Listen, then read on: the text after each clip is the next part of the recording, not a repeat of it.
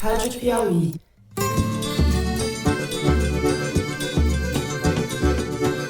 Olá, sejam muito bem-vindos ao Foro de Teresina, o podcast de política da revista Piauí. O que está em jogo aqui é atropelar regimento, é ato da mesa de forma casuística para comprar voto. Eu, Fernando de Barros e Silva, como sempre na minha casa em São Paulo, tenho o prazer de conversar com os meus amigos. José Roberto de Toledo, aqui pertinho. Opa, Toledo. Opa, Fernando. The earth is speaking. She tells us that we have no more time. It's not 2030 or 2050. It's now. Thaís Bilenque, também em São Paulo. Oi, Thaís. Salve, salve, Brasil. Brasil e Glasgow. E com Bernardo Esteves, diretamente de Glasgow, na Escócia. Conferência do Clima. Oi, Bernardo. Alô, Fernando. Oi, gente. Bem longe hoje. Boa tarde aí, né, Bernardo? Que horas são aí agora? Boa tarde, 12h40 aqui. 12h40, 9h40 aqui. Mas me marcou quando fui visitar a Torre de Pizza. Um garoto perguntou, e a Amazônia? Tá pegando fogo? Bom, antes de entrarmos nos assuntos da semana, eu quero fazer um convite para vocês. Dia 15 de novembro, feriado que cai na segunda-feira, às 19 horas, tem Foro de Teresina ao vivo no site da Piauí. Será exclusivo para assinantes da revista, conforme a gente prometeu. A gente vai falar de política, de jornalismo e vamos responder no ar as perguntas de vocês, assinantes da Piauí. Se você quiser participar com a gente, dá tempo. Assina a Piauí e acessa o nosso site. Esse será um programa extra que não ficará disponível no site da revista. É só ali, naquele momento. O foro que vocês conhecem, publicado às 11 da manhã das sextas-feiras, segue normalmente com as coisas erradas de sempre. É isso, assinem, venham, participem.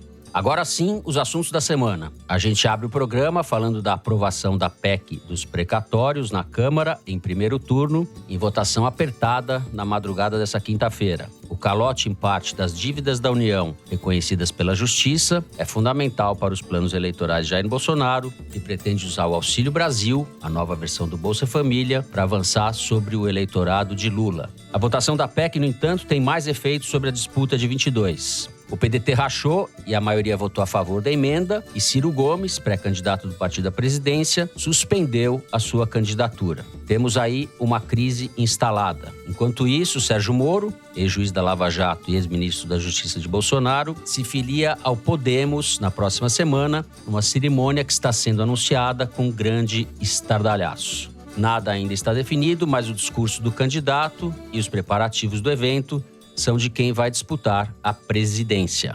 A coisa promete esquentar. A Thaís e o Toledo já estão com seus termômetros em mãos para medir a temperatura dessa bagunça. No segundo bloco, vamos para Glasgow, na Escócia, onde se realiza desde o último domingo e até o dia 12 desse mês a 26ª Conferência do Clima das Nações Unidas, a COP26. Vamos falar da ausência de Jair Bolsonaro no evento, cujo governo levou um aumento de 47% do desmatamento na Amazônia em 2 anos e tirou do Brasil o protagonismo que tinha nas negociações multilaterais sobre a crise climática. Em descompasso com o que se vê no governo, o Brasil assumiu os compromissos de acabar com o desmatamento até 2030 e reduzir em 30% a emissão do gás metano. Ainda no segundo bloco, a gente comenta a expansão do crime organizado e da violência na Amazônia, como mostra o novo estudo do Fórum Brasileiro de Segurança Pública. Por fim, no terceiro bloco, a gente vai de Glasgow para Roma, onde a política made in Brasil de Bolsonaro viveu mais um capítulo vexatório. O presidente esteve na reunião do G20, o grupo de 19 países e da União Europeia, responsável por 80% da economia mundial. Bolsonaro foi à capital italiana, mas não se pode dizer que tenha participado da conferência. O presidente brasileiro faltou a compromissos, exibiu a selvageria habitual diante de seus pares e cometeu gafes que entram para o anedotário da política internacional. A passagem patética do presidente por Roma foi marcada por agressões de seguranças brasileiros e italianos, a jornalistas que tentavam abordar o presidente. Sem que ele, Bolsonaro, fizesse nada para evitar a truculência da tropa à sua frente. É isso, vem com a gente.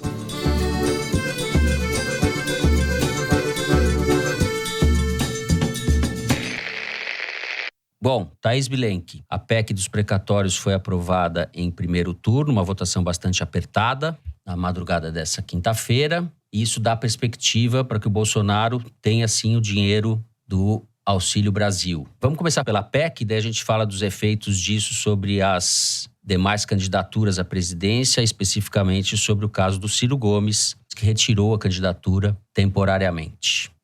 Fernando, os críticos dessa proposta de emenda à Constituição estavam apelidando ela de PEC do calote. Poderia também ser chamada de PEC da emenda, PEC do orçamento secreto, porque o calote dos precatórios geraria rombo no teto de 90 bilhões, que financiaria exatamente o orçamento secreto, que é o instrumento que o Lira usa com mais eficiência para conseguir votos em votações cruciais, para ele se reeleger presidente da Câmara e o Bolsonaro ter governismo, como essa própria PEC dos precatórios. Foram 312 votos a favor, sendo que eram necessários 308. 57 pessoas não votaram e 144 votaram contra. O Arthur Lira abriu, inclusive, o precedente de permitir votação remota de quem está a serviço fora do país, por exemplo, os deputados que estão na Conferência do Clima, justamente para conseguir o quórum que o levaria à vitória, e ele conseguiu usar com maestria esses artifícios que ele tinha em mãos ou que não tinha, mas passou a ter. O fato é que ele virou voto, inclusive, da oposição e conseguiu rachar bancadas, como você mencionou, a do PDT, que teve 15 deputados votando a favor e 6 contra. Um dos deputados que votou a favor, o André Figueiredo, do Ceará, um dos principais deputados, já foi líder da bancada. Procurei ele para comentar agora a desistência ou a suspensão da candidatura do Ciro. Não quis falar, falou que estava decolando. O Lupe, Carlos Lupe, presidente do partido, anunciou no Twitter, Toledo já pescou ali uma iniciativa dele de questionar essa decisão do Lira de permitir o voto remoto, mas o fato é que o Ciro se disse surpreendido por esse resultado da bancada dele, sendo que é a bancada do partido dele, se ele for surpreendido por ela, por quem ele não seria, né? E tá sem saída, porque um dos poucos ainda entusiastas, entre aspas, de uma candidatura do Ciro, o ACM Neto, né, presidente do DEM, que vai se fundir ao PSL para virar a União Brasil, e no Democratas, por exemplo, 19 deputados votaram a favor e 2 não, quer dizer... O resultado foi amplamente favorável ao governo. Aqueles que se colocam como terceira via ou mesmo oposição estão com dificuldade de, na prática, comprovar isso. Bom, a PEC tem que passar ainda, além de ter que passar em segundo turno na Câmara, vai para o Senado ainda, né? Então, o jogo não está decidido. Zé, você acha que o Ciro está fazendo o jogo de cena ou a candidatura dele ficou, de fato, encalacrada?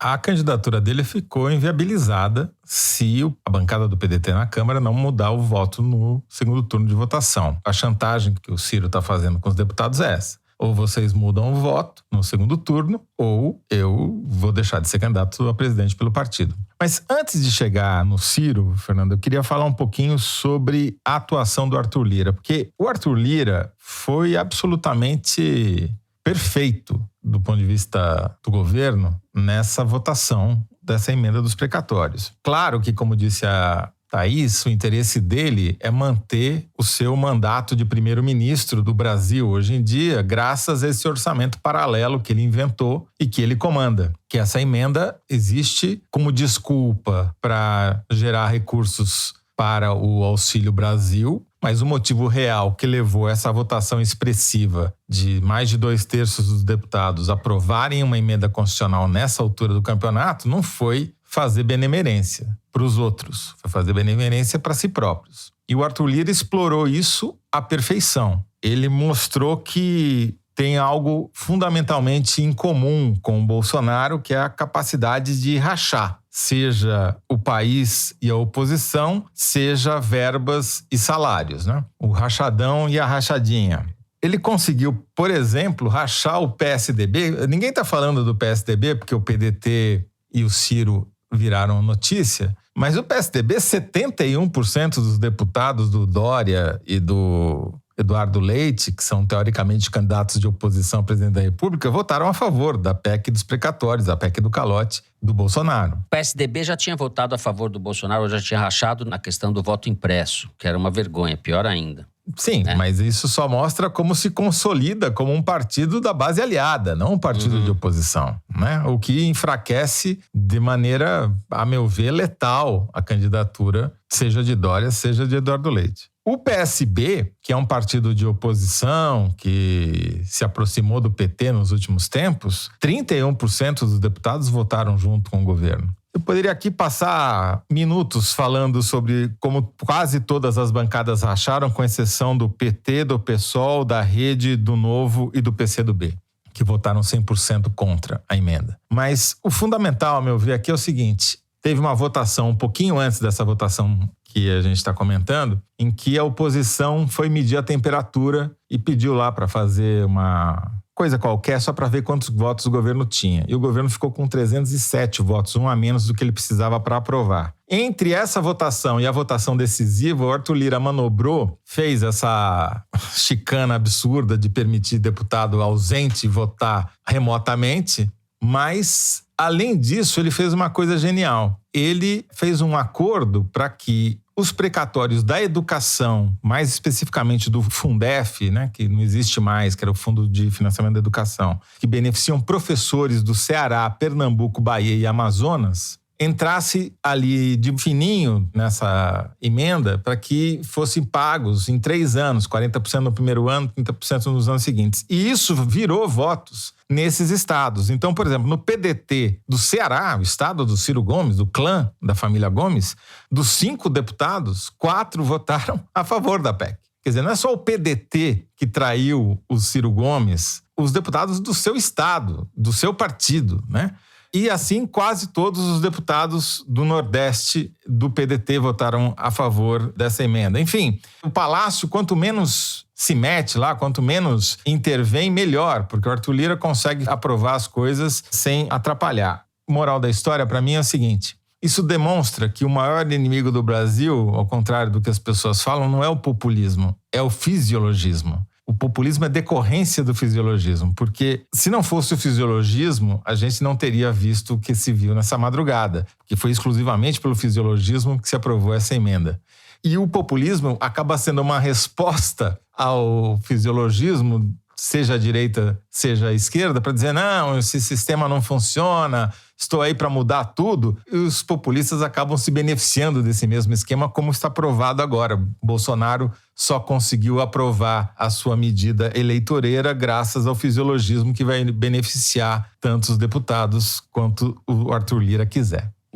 O pior problema do Brasil é o Bolsonaro, né? E o Centrão a serviço dele, ou ele a serviço do Centrão. Aí as coisas se completam. Eu queria mudar um pouco de assunto, Thaís, quer dizer, no mesmo assunto, mas mudar de candidato ou de enfoque e falar dessa volta do Sérgio Moro ao Brasil, o ingresso dele no Podemos e as expectativas que estão sendo criadas em torno dessa candidatura. Tem muitos problemas, a gente sabe. O Podemos é um partido pequeno, sem nenhuma capilaridade. O Moro é um político novato. Ao mesmo tempo, parece que ele mantém na sociedade, setores de classe média, estou falando um pouco impressionisticamente, mas ele mantém muita popularidade e pode vir a ser o candidato da chamada, com muitas aspas de cada lado, terceira via, ou não? Sim, vou começar pela oposição. Como que a oposição está reagindo a esse movimento do Moro e do Podemos? Está dando como natimorta a candidatura dele. Conversei com diversos políticos desse campo. O Orlando Silva, do PCdoB, comparou a iniciativa do Moro à do Joaquim Barbosa, em 2018, que se filiou ao PSB para supostamente se lançar candidato a presidente e não chegou lá. E no caso do Moro, na aposta do Orlando Silva, quando o gabinete do ódio e a disputa política profissional for para cima dele, ele não está acostumado com esse tipo de tratamento, não vai encarar. O Paulo Pimenta, do PT, concorda, diz que ele vai desistir antes do fracasso se tornar evidente, porque ele não tem viabilidade eleitoral. O Marcelo Freixo, do PSB, disse que ele só se viabilizaria se o Bolsonaro se inviabilizar dentro do próprio bolsonarismo, e o Bolsonaro é mais legítimo do que o Moro nesse grupo. Enfim, as avaliações públicas são todas nesse sentido. Como você mencionou, o Podemos é um partido que tem muita coisa a explicar e é pequeno, não traz para o Moro uma estrutura pronta. A diferença do Podemos para outros grandes partidos é que o Podemos tem escândalos no baixo clero, né? Porque ele tem deputados que são pouco conhecidos, mas que estão envolvidos nas trambicagens que deputados de outros grandes partidos têm também, salvo pela própria presidente do partido, Renata Abreu, que tem um processo para responder sobre candidaturas laranjas na eleição de 2018. O único partido que demonstrou cobiça até agora em relação ao Sérgio Moro, além do Podemos, é o PSL, cujo presidente, Luciano Bivar, filiaria hoje mesmo o Moro se pudesse, mas o Moro já assumiu esse compromisso. O PSL não desistiu e vai tentar roubar o Moro do Podemos até o limite da filiação, que é no início do ano que vem. PSL que não é PSL mais, certo? Que juntou agora com o DEM, ainda DEM. Não foi oficializado, então ele ainda responde pela bancada dele, mas já é União Brasil, quando exatamente. E se o Moro for para lá,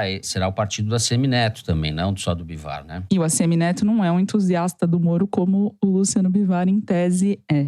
O Júnior Bozella, que é vice-presidente do PSL, usou um linguajar particular para se referir ao Moro. Ele disse que ele era um bom produto, um bom ativo, com características que os outros pré-candidatos da, aspas, terceira via não têm. E ele chamou esses outros de as alternativas que estão na prateleira do mercado. Dória, Mandetta, Ciro, que agora suspendeu a candidatura. O Pacheco e o Datena deixaram União Brasil. Então eles já estão sem alternativa. Sobrou só o Mandetta como potencial candidato à presidência da República. O Moro vindo, pelo menos, conseguiria fazer um movimento para eleger uma bancada minimamente significativa para a Câmara dos Deputados, que é o que mais importa para o Luciano Bivar e para esses caciques, que dá a eles o acesso ao fundo partidário depois da eleição. Então, o Moro no limite está sendo visto como o cobaia do laboratório da vez, né? Depois das outras candidaturas não terem emplacado nas pesquisas de intenção de voto, se o Moro pode nem se eleger, pode nem decolar, mas se ele conseguir trazer voto para os deputados federais, já terá ajudado o partido que o lançar.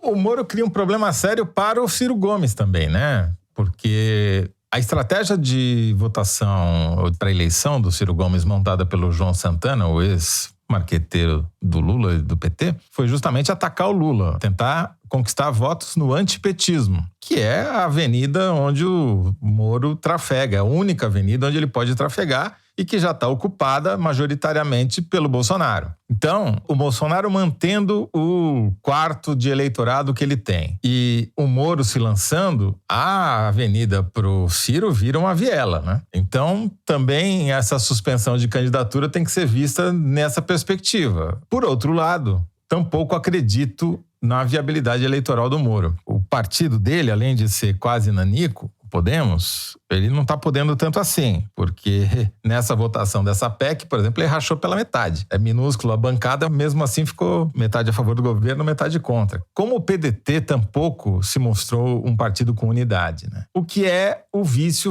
mais antigo da política brasileira pós-redemocratização, né? Ninguém acredita em partido, com exceção dos culpados de sempre, que em geral estão nos partidos de esquerda. O Ciro já passou por uma quantidade de legendas que eu não lembro mais nem quantas são. E nunca conseguiu criar um partido para si e ser fiel, né? E ter um mínimo de controle sobre esse partido, né? Como ficou evidente mais uma vez agora nessa votação. E sem partido você não faz democracia, né? Eu acho o seguinte, não ficarei surpreso se o Moro aparecer nas pesquisas eleitorais em terceiro lugar em breve. Não existem pesquisas, eu estou falando, é um sentimento. Estou me expondo aqui ao ridículo, ao escrutínio de vocês, ouvintes, e de vocês, companheiros de bancada. Mas eu vejo que a candidatura do Moro pode ter, sim, apelo, que falta essas outras candidaturas que alguém, a Thaís falou, chamou de na prateleira do mercado, não é isso? Esses outros candidatos me parecem muito mais artificiais e com menos apelo do que o Moro. Me chamou a atenção, eu gosto de prestar atenção nos slogans, nas frases feitas, tal, da publicidade, porque eu acho que elas revelam forças e fragilidades das candidaturas, né? Um Brasil justo para todos é o slogan que o Moro está colocando aí nas redes dele. É muito bom esse slogan, porque ele pega a questão da justiça contra a roubalheira e pega uma preocupação social. Não estou defendendo, evidentemente, os bons propósitos de Sérgio Moro, mas eu vejo que aí tem um apelo, um caminho, e acho que sim, ele pode ter viabilidade eleitoral. Apesar de todas as dificuldades que vocês elencaram e com as quais eu concordo, eu acho que sim, pode ter e pode atrapalhar a vida do Bolsonaro. O argumento dos entusiastas, na linha do que você está defendendo, é justamente esse, que o Moro é quem tem um discurso mais firme de dizer, eu enfraqueci o PT, eu prendi o Lula, mas ao mesmo tempo eu não me curvei ao Bolsonaro, eu mantive o combate à corrupção como prioridade, tanto ele teria esse encaixe melhor para disputar esse eleitor, né? Que não quer votar no Bolsonaro, mas vai votar no Bolsonaro para não votar no Lula. E mesmo o eleitor que vai votar no Lula porque não quer votar no Bolsonaro, mas não votaria no Lula também. Quer dizer, eles acreditam que o Moro pode conseguir construir um espaço com essa espinha dorsal. O único problema é ele chegar no segundo turno, né? Só agora vocês estão ignorando o fato político da semana, né? Que vai ser um terremoto nessa corrida presidencial, que foi o lançamento da pré-candidatura do Luiz Felipe Dávila pelo novo à presidência da República, né? Luiz Felipe Dávila foi coordenador de programa de governo do Alckmin e na época a notícia era que o irmão dele, Frederico Dávila, tinha se convertido ao bolsonarismo e tal, e que ele era um legítimo tucano, ele tinha acabado de se filiar ao PSDB, mas agora já tá no novo. Vocês já assistiram aquela série Succession na HBO ou não? Não, mas só se fala disso, né? Precisa assistir. Parte dela. Então, tem um candidato lá à presidência da República que é a cara do Luiz Felipe, é o Connor. É o filho mais velho do dono do império midiático. Igualzinho. Uhum. Mais um ricaço que vai passar vergonha na política. Se tiver 2% dos votos, vai ser muito. Mas fica aqui o registro. Vamos encerrando assim o primeiro bloco, então. No segundo bloco, vamos falar sobre a Conferência do Clima na Escócia, incorporando à conversa o nosso Bernardo Esteves, que está lá. A gente já volta.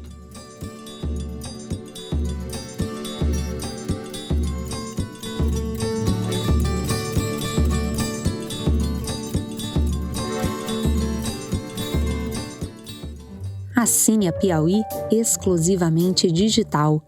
Ganhe acesso a conteúdos da revista e do site, além de descontos em eventos da Piauí e descontos em ingressos dos nossos parceiros.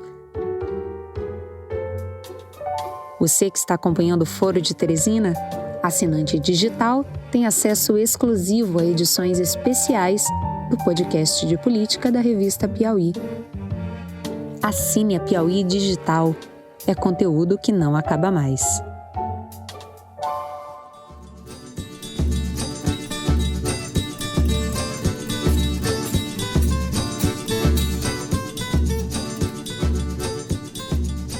Muito bem, Conexão Glasgow, Bernardo Esteves. A Conferência da ONU sobre as Mudanças Climáticas, a COP26, vai até o dia 12 de novembro, mas a participação de chefes de Estado terminou essa semana com 2 anúncios ambiciosos, né, Bernardo? Corte de 30% de emissões de metano e o fim do desmatamento com apoio de investimentos públicos e privados, ambos os compromissos até 2030. O Brasil aderiu aos compromissos, mas depois de uma pressão forte dos Estados Unidos. Conta pra gente como é que foi isso e se essa, digamos assim, essa participação do governo brasileiro pode ser levada a sério, já que estamos falando do governo Bolsonaro.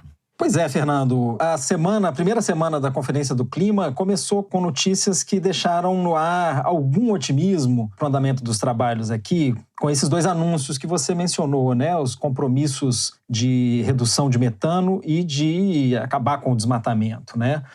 São boas notícias, mas que a gente tem que considerar com um grãozinho de sal, porque, primeiro de tudo, nos 2 casos, são declarações de intenção, né? Por parte dos governos. Não tem a mesma força vinculante do Acordo de Paris, por exemplo. Quer dizer, são compromissos anunciados à margem do processo principal de negociação da COP, mas sinalizam intenções importantes, porque a gente está falando aqui de 2 fontes muito importantes dos gases do efeito estufa que provocam o aquecimento da atmosfera. Mas vamos discutir especificamente cada um desses anúncios e entender por que a gente deve ter ressalvas em relação a cada um deles. Primeiro, essa declaração de acabar com o desmatamento, claro, ela é importante, ela envolve países que detêm quase 90% das florestas do planeta, incluindo o Brasil, e, sobretudo, é uma declaração que vem com dinheiro acoplado, né? Então, isso é bem-vindo. Embora o Brasil esteja sentado em cima de um dinheiro que já recebeu do Fundo Amazônia, né, por parte de Noruega e Alemanha, principalmente, né, para acabar com o desmatamento e, enfim, não paralisou esse fundo. Mas, se a gente for ver, Fernando, uma declaração de intenções muito parecida foi feita em 2014, em Nova York, uma declaração das florestas, que tinha metas ambiciosas igualmente, e hoje a gente está em situação muito parecida, se não pior, né, em termos de perda florestal ao longo do planeta. Aqui no Brasil, você disse na abertura, né, a gente teve um aumento de quase 50% do desmatamento na gestão do Bolsonaro.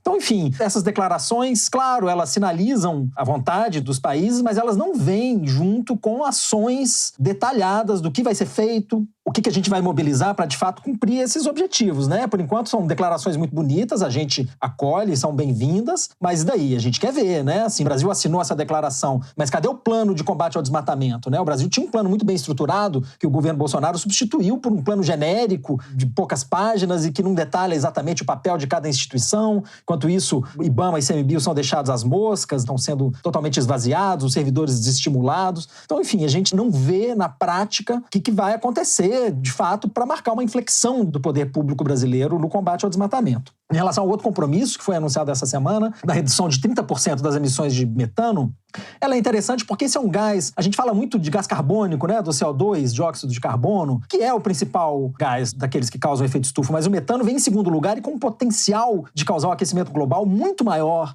do que o CO2, do que o dióxido de carbono.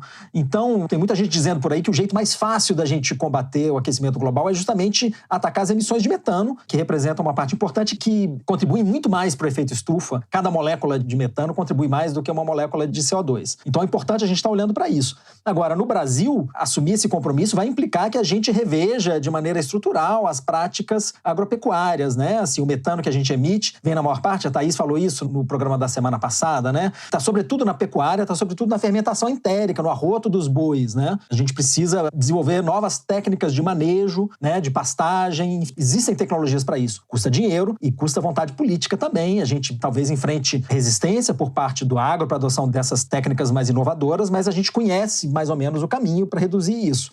Agora, de novo, é genérico, os países, cerca de 100 países, né, que assinaram esse compromisso, não detalharam quem vai cortar o quê, quando isso vai ser cortado. São sempre esses compromissos para 2030, né? Assim, quando os governantes que estão assinando os compromissos não vão estar mais aí, né? Eles estão deixando para as próximas gestões esse pepino de cortar isso, né?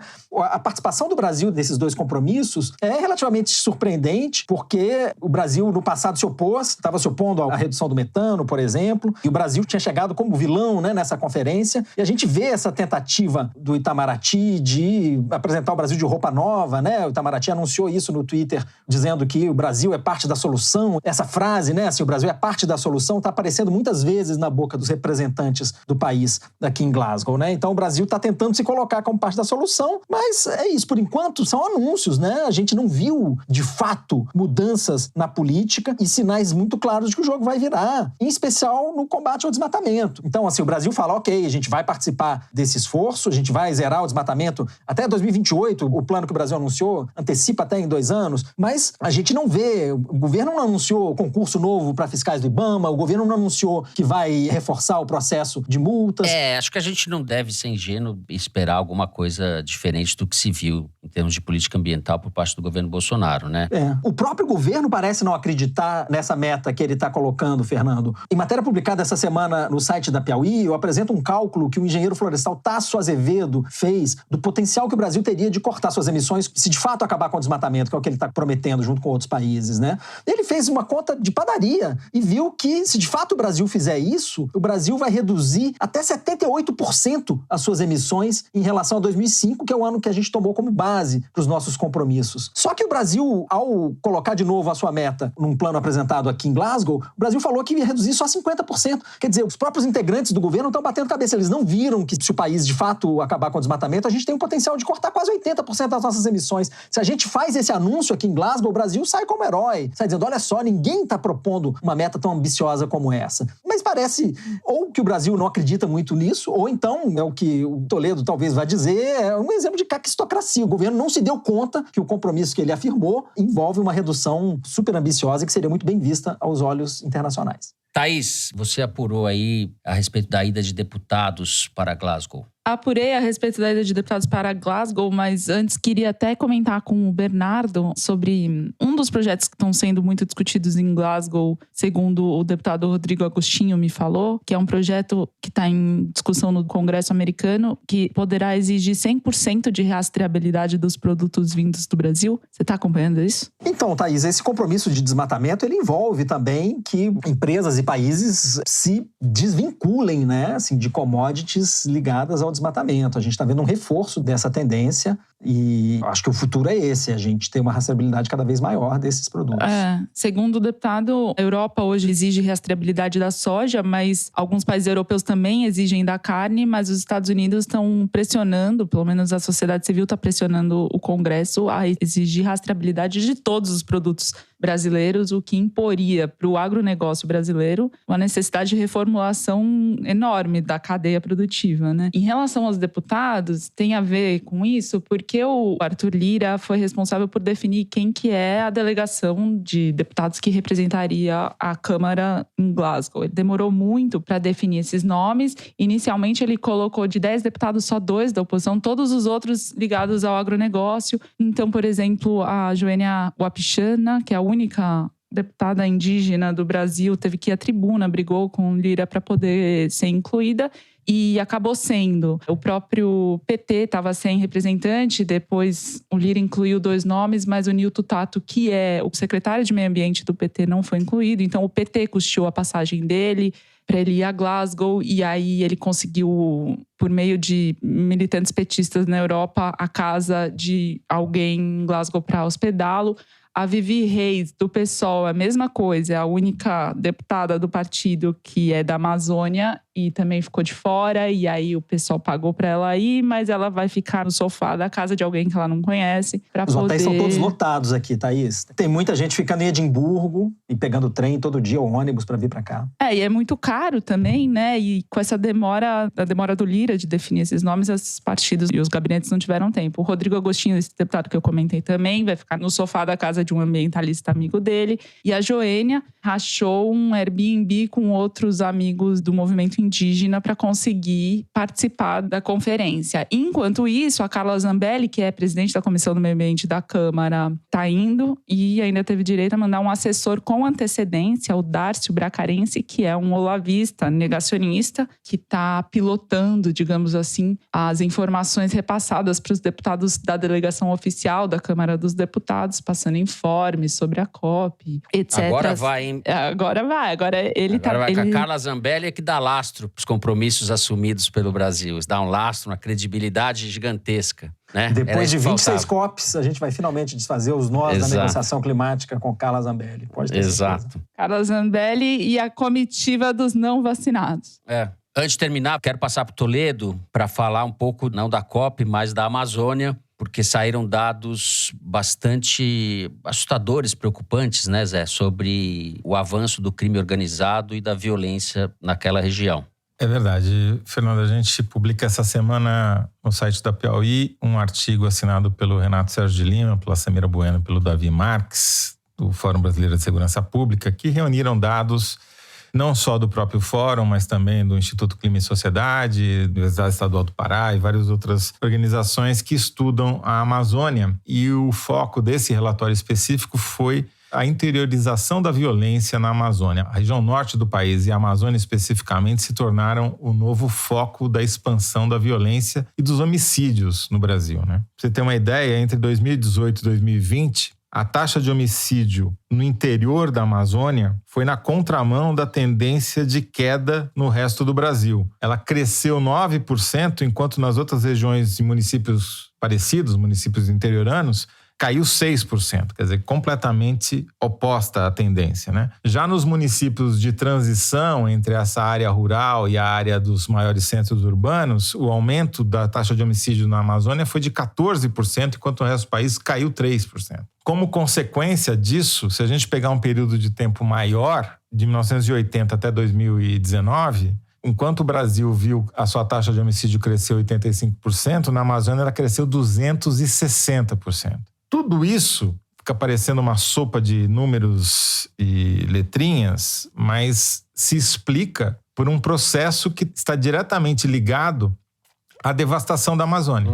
O que esse estudo mostra, a meu ver, de mais interessante, e aí usando uma metodologia do Amazon, é que as áreas sob pressão de desmatamento são justamente onde o homicídio cresceu e é maior. Ele é 50% maior do que nas áreas de floresta, onde a floresta está preservada. Porque nessa área de pressão de desmatamento é onde você tem conflito agrário, disputa pela terra. 62% dos conflitos agrários do Brasil hoje estão concentrados na Amazônia. E é onde o crime organizado está se infiltrando, porque são por essas rotas do interior que acontece não só o tráfico internacional de drogas, mas também de armas, de pessoas, por causa dos imigrantes estrangeiros, e de animais. E você tem hoje, segundo o relatório, mais de 20 facções criminosas disputando esse território, instaladas principalmente nessas áreas que estão sofrendo pressão de desmatamento, onde se mistura vários tipos de crime, né? A grilagem de terras públicas, o garimpo ilegal e o tráfico. E essa disputa dessas 20 facções locais é alimentada por uma guerra mais global, que é a disputa entre Comando Vermelho e PCC, que buscam aliados nessas facções e vão fomentando. Como resultado disso, só no ano passado houve pelo menos 8.729 assassinatos na região norte, que mesmo para os padrões brasileiros é um número alarmante. É uma guerra civil. Bom, a gente encerra o segundo bloco do programa por aqui. Bernardo continua com a gente para o terceiro bloco e nós vamos agora para o número da semana, que é tirado da seção Igualdades do site da Piauí. Mari, diga lá qual é o número, por favor. Fernando, o número não podia ser mais apropriado para esse episódio. O número da semana é 21 milhões. Entre 97 e 2020, 21 milhões de hectares de florestas públicas foram desmatados na Amazônia. Isso equivale a uma área maior que o território do Uruguai. O Igualdades dessa semana fez um raio-x do desmatamento na floresta com base nos dados do Instituto de Pesquisa Ambiental da Amazônia, que mostrou que em 2020, durante a pandemia que fez o mundo parar, a emissão de gases de efeito estufa diminuiu 6,7%, a não ser pelo Brasil, onde a emissão aumentou em 9,5%. Inclusive, o nível de emissões de CO2 no ano passado, por aqui, foi o maior desde 2006. E só para acrescentar, 3 em cada 4 hectares de áreas desmatadas de florestas públicas não destinadas, que é onde o grosso da grilagem e do desmatamento acontece, são ocupados por pastagens, ou seja, a emissão do arroto do boi, que ajuda a criar o aquecimento global pela emissão de metano, aquilo lá que o Jim Carrey, como diria o Bolsonaro, quer diminuir. Pois é, Toledo, e se você junta as emissões do Brasil causadas pelo desmatamento com aquelas causadas pela agropecuária, a gente tem cerca de 75%, 3/4. Então, assim, a gente sabe muito bem como diminuir as emissões do Brasil. A gente já fez isso, a gente já diminuiu 80% do desmatamento em 8 anos, entre 2004 e 2012. Quer dizer, a receita é conhecida, só não existe vontade, né? Uhum. Isso vai bater na ponta de cá no consumo de carne, né? Na semana passada eu acabei fazendo nem lembro direito o que eu falei, mas acabei falando num tom inadequado e vários seguidores do fórum me chamaram a atenção com razão. Pois é, Fernando, mas quando a gente coloca o debate no plano individual, a gente parece estar tirando a responsabilidade dos governos e a responsabilidade das empresas de agir. Acho que as coisas se complementam, né? Sim, Você tem claro. toda a razão. Você tem toda a razão. Claro, a gente tem que agir individualmente com consciência ambiental, mas a gente tem que, sobretudo, cobrar os governos e cobrar as empresas. Por exemplo, a JBS estava sendo vendida aqui ontem como um exemplo de sustentabilidade, sendo que a JBS, o Ministério Público Federal acusa a JBS de estar envolvida com compra de carne que vem de fazendas de desmatamento na Amazônia. Quer dizer, quando a gente põe no plano individual, a gente parece estar livrando a JBS dessa, está livrando o governo brasileiro de combater o desmatamento, né? Enfim, são essas medidas que podem fazer mais a diferença, né? Tá certo. Como diria Samuel Beckett, quero dizer que não perdoo ninguém, Bernardo, não perdoo ninguém. Beckett, no Malone Morre, diz: desejo a todos uma vida atroz, depois os fogos e gelos do inferno e um nome honrado entre as execráveis gerações que virão. Quero dizer que não perdoo ninguém. Então é isso. Terminamos assim, sem perdoar ninguém, o número da semana. Vamos do número da semana para o terceiro bloco. A passagem pitoresca, desastrosa, não sei nem como chamar, de Bolsonaro pela reunião do G20 em Roma. Vem com a gente.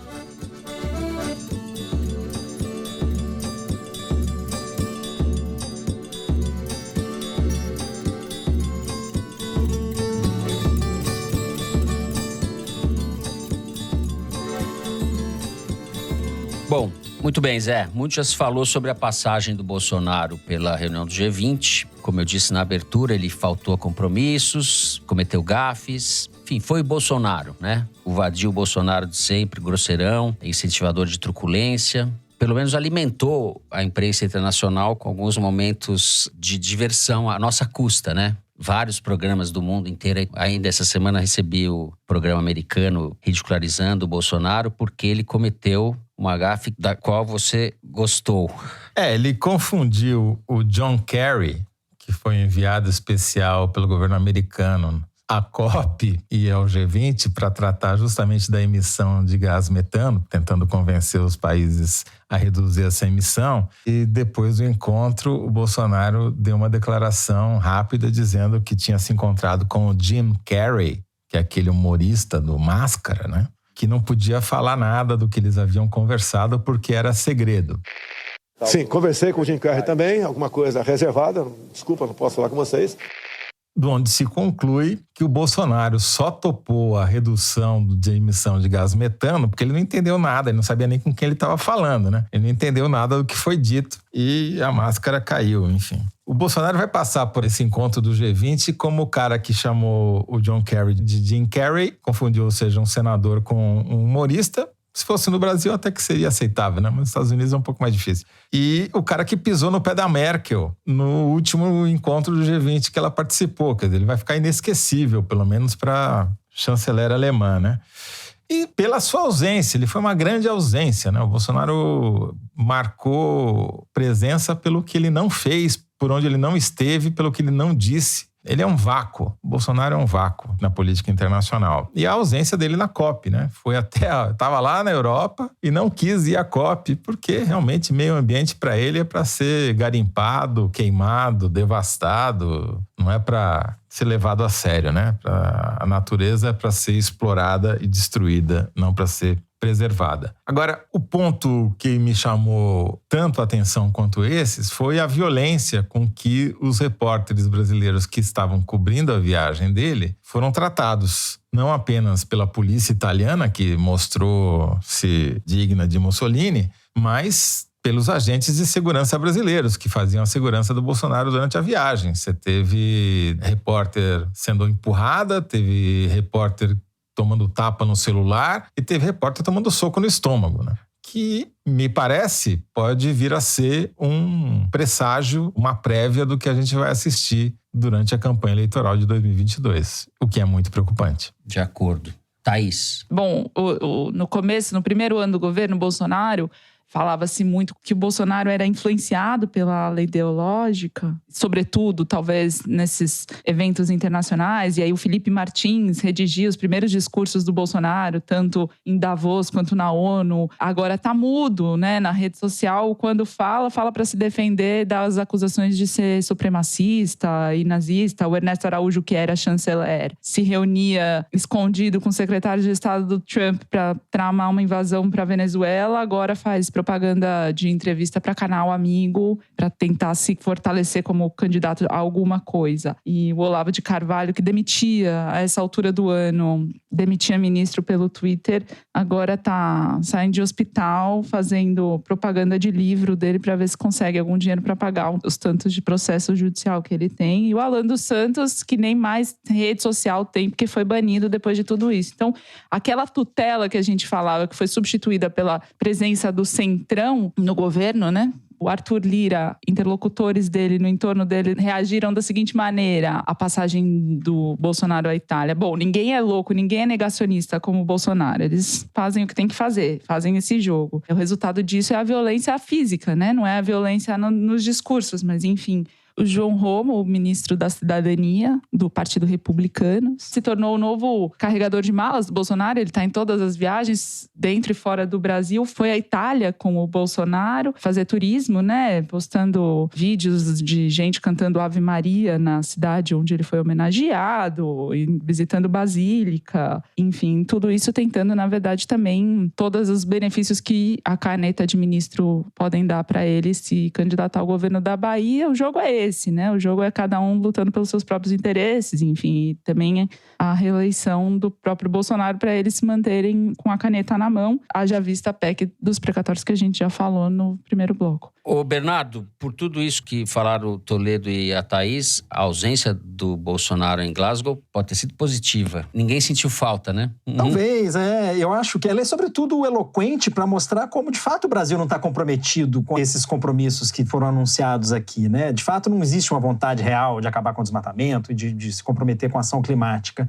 Em vez disso, o que a gente está vendo aqui, a presença do Brasil que a gente está vendo aqui é muito mais das lideranças indígenas, por exemplo. A Chai Suruí foi a única brasileira a falar, uma jovem liderança indígena de 24 anos, dos Paiter Suruí, na fronteira de Rondônia com o Mato Grosso, foi a única brasileira a falar na cúpula dos líderes que abriu a Conferência do Clima aqui, foi atacada pelo presidente Bolsonaro, sem nomeá-la essa semana, sendo que se você for ver o discurso dela, ela própria colocou isso no Twitter, né? Assim, ela não estava falando contra o Bolsonaro, enfim, você lê as entrelinhas, né? Enfim, o Bolsonaro sentiu que era com ele saiu dando supapos virtuais aí pros apoiadores dele, né? Então, enfim, a gente vê as ruas de Glasgow estão tomadas de outdoors com fotos de líderes indígenas brasileiras, Sônia Guajajara, Célia Chacriabá, Glicéria Tupinambá. E a Chai Suruí está muito assediada pela imprensa nos corredores da COP. O tempo inteiro, quando você vê ela está dando entrevistas para a imprensa internacional, gente fazendo fila para falar com ela. Então, a expectativa... Essa é a imagem do Brasil que está aqui, queira o Bolsonaro ou não queira. Só para registrar uma coisa, apesar de toda essa palhaçada, essas gafes que o Bolsonaro cometeu da ausência, do vácuo político internacional, ele está lá para fazer campanha para 2022 no Brasil. Ele estava lá para colecionar imagens dele sendo ovacionado nas ruas da Itália, recebendo prêmio lá e título de cidadão honorário, etc. E isso colou no eleitorado dele. Por incrível que pareça, segundo o levantamento da Arquimedes, 54% das menções à viagem do Bolsonaro à Itália foram negativas. Apenas 54%, porque em geral costuma ser 70%, 80% de menções negativas. Ou seja, para o Bolsonaro, para a campanha dele em 2022, essa viagem foi boa. Impressionante. Bom, vamos terminar o terceiro bloco por aqui e agora é o momento Kinder Ovo. Depois do sucesso da Thaís na semana passada, esse momento ganhou toda uma importância para a gente. Bernardo, vê se você salva a lavoura aí em Glasgow. Ou a floresta. Vai depender do que a Mari escolher pra gente, hein? Vamos ver. Bom. Conto com ela. Mari, solta aí então.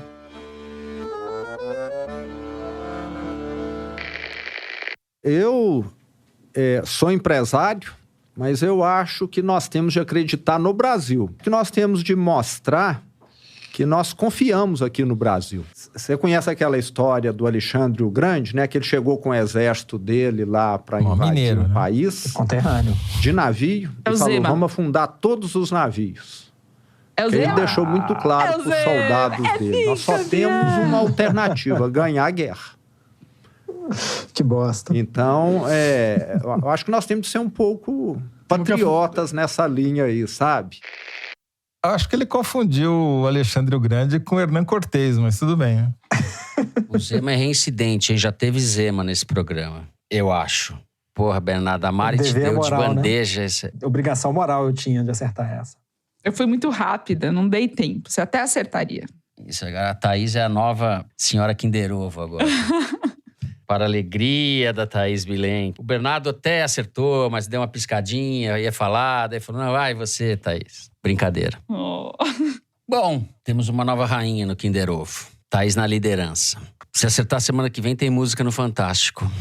Muito bem. Depois dessa glória de Thaís Bilenque, chegou a hora tão esperada de vocês, o Correio Elegante. Você pode escrever pra gente pelas redes sociais da Piauí ou no e-mail forosteresina@revistapiauí.com.br. Eu vou começar, então, lendo o e-mail da Maria Eugênia, que escreve de Campinas, interior de São Paulo. Nos tempos mais pandêmicos de 2020, eu e meu namorado Daniel nos engajamos em montar quebra-cabeças, o que logo se transformou também em dias de podcasts escutados enquanto lutávamos contra as milhares de peças. Tanto tempo que aprendemos a reparar quando vocês usam algumas das minhas palavras preferidas, como convescote ou atabalhoado. Aprendemos o timing do opa do Toledo e começamos a ir juntos cada vez que o Fernando solta o seu longo e grave Esse é quando eu quero que a pessoa pare de falar, na verdade. Durante as falas dos outros apresentadores. Mas agora, em 2021, a coisa mudou de figura. Por problemas familiares, Daniel tem passado bastante tempo com os pais, em Minas. E passei a perder vários episódios do Foro, porque me parece errado ouvi-los sozinha. Só que essa semana ele faz aniversário, então vim de peito aberto expor meu lado mais piegas e pedir que mandem a ele o meu abraço. Abraços pra vocês. É a Maria Eugênia e o Daniel. Parabéns, Daniel. Abraço. E agora a gente sabe que a Maria Eugênia tá ouvindo esse episódio, então você volta a ouvir, Maria Eugênia. É fácil. Ouvir a distância e comenta. Essa ausência da Maria Eugênia causou uma queda de 50% na audiência do Foro. É preocupante. Sim. O outro 50% é o Daniel. Então, gente, vamos embora. Exato. A gente conta com vocês, Maria Eugênia e Daniel.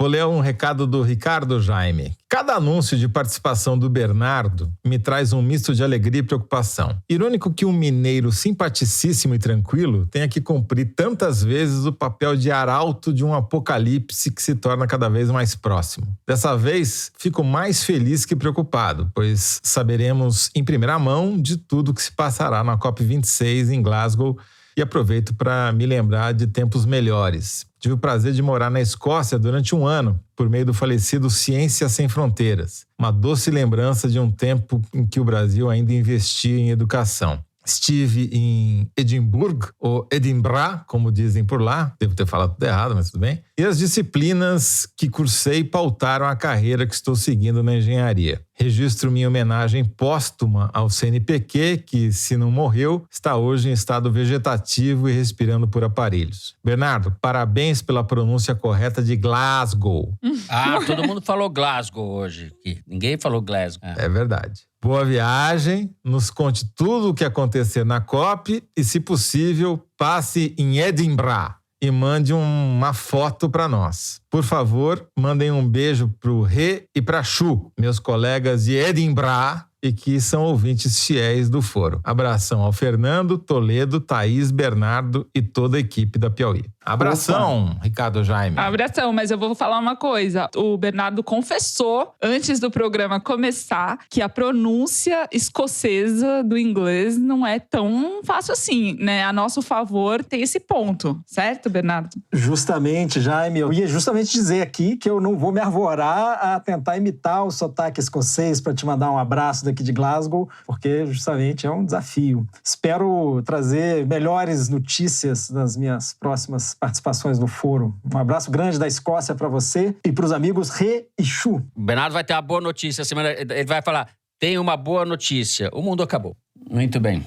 Mari me deu o recadinho da Rita Rezende para ler. Sou uma aposentada que virou professora de bordado pelo prazer de fazer e ensinar coisas bonitas. Todas as manhãs, faço uma caneca de café, sento num cantinho da minha sala e leio por um tempo. Só aos sábados é que é diferente. No mesmo cantinho, sento com os meus bordados e fico ouvindo a edição semanal do Foro. Mas tô com um problema. Dependendo do que vocês falam, o bordado sai feio, às vezes feito com raiva. Pior mesmo é quando as linhas se embaraçam e não há paciência e nem notícia boa que façam os nossos se desatarem. Peço a ajuda de vocês para deixar meus bordados mais bonitos, se é que isso é possível nessa desgraça que a gente está vivendo. No mais, agradeço os momentos que os bordados ficam lindos, feitos com diversão. Qualquer hora dessas, vou enviar um para vocês. Abraços. PS, sonho em conhecer o Fernando, apesar dele gostar de gatos e eu de cachorros. Olha aí, Fernando. Um abraço para Rita. Rita, gostamos de cachorros também. Temos gatos porque na minha idade avançada, cachorro dá muito trabalho. Gatos são mais independentes. Eu não posso... o Fernando pinta e a Rita borda, né? Fernando pinta e a Rita borda. Fernando pinta pouco hoje em dia, viu? Pinta pouco. Vai lá, Thaís Blenk. Estou com a mensagem do Gustavo Pinheiro, de Fortaleza. Escrevo para dizer que estava ouvindo Belchior essa semana e me deparei com o seguinte trecho da música Tudo Outra Vez. E vou viver as coisas novas que também são boas. Lembrei automaticamente do Foro de Teresina e vim deixar aqui essa referência para quando as coisas novas também forem boas. Eu sei que tá difícil, mas tenhamos fé. Abraços. Tá difícil, mas tenhamos fé. É isso. Belchior sempre é bom, né? Um pouco levemente brega, assim, e filosofante e tal. Vou viver as coisas novas que também são boas. O amor, o humor das praças cheias de pessoas. Agora eu quero tudo outra vez. Bom, ao som de Belchior, então, a gente vai terminando o programa de hoje. Se você gostou, não deixe de seguir a gente no Spotify, no Apple Podcast ou na Amazon Music. Favoritar no Deezer e se inscrever no Google Podcast, no Castbox ou no YouTube. Assim você fica sabendo das novidades, dos episódios especiais e das edições extras. O Foro de Teresina é uma produção da Rádio Novelo para a revista Piauí, com a coordenação geral da Paula Scarpim. A direção é da Mari Faria, a produção é do Marcos Amoroso. O apoio de produção é da Bárbara Rubira, a edição é da Evelyn Argenta e do Thiago Picado. A finalização e a mixagem são do João Jabassi, que também é o intérprete da nossa melodia tema, composta por Vânia Salles e Beto Boreno. A Mari Faria também edita os vídeos do Foro Privilegiado, o teaser que a gente publica nas redes da Piauí. A nossa coordenação digital é da Juliana Jäger. A checagem do João Felipe Carvalho e a ilustração do Fernando Carvalho. O Foro de Teresina foi gravado nas nossas casas e em Glasgow, né, Bernardo? Eu me despeço assim dos meus amigos José Roberto de Toledo. Tchau, Toledo. Tchau, Fernando. Tchau, Thaís. Tchau, Bernardo. E você, ouvinte e assinante, marque aí na agenda, dia 15 de novembro, 19 horas, Foro ao vivo. Você vai poder perguntar tudo o que sempre quis e a gente vai tentar responder ou não. Isso. Tchau, Thaís. Tchau, até semana. Bernardo, bye. Até semana que vem. Semana que vem tá aí ainda, né, Bernardo? Não? Estamos aqui. Um abraço de Glasgow e até a próxima. É isso, gente. Boa semana a todos. Até lá.